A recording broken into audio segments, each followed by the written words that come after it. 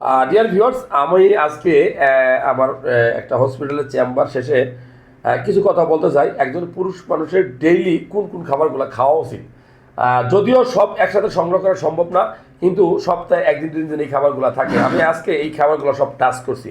যেমন পেয়ারা খাইছি আলহামদুলিল্লাহ, কলা খাইছি আলহামদুলিল্লাহ, আপেল খাইছি 2 পিস আলহামদুলিল্লাহ, খেজুর খাইছি 2 পিস আলহামদুলিল্লাহ, তারপরে আনার খাইছি একটু আলহামদুলিল্লাহ, কাঠবাদাম কয়েকটা খাইছি আলহামদুলিল্লাহ। এরপরে আমি এই কিশমিশ খাইছি আলহামদুলিল্লাহ, শুক্রিয়া।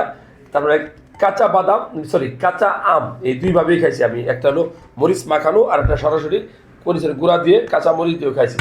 এছাড়া এই যে খাবারটা সারাদিন খাইছি আমি, সেটা হলো লেবুর শরবত।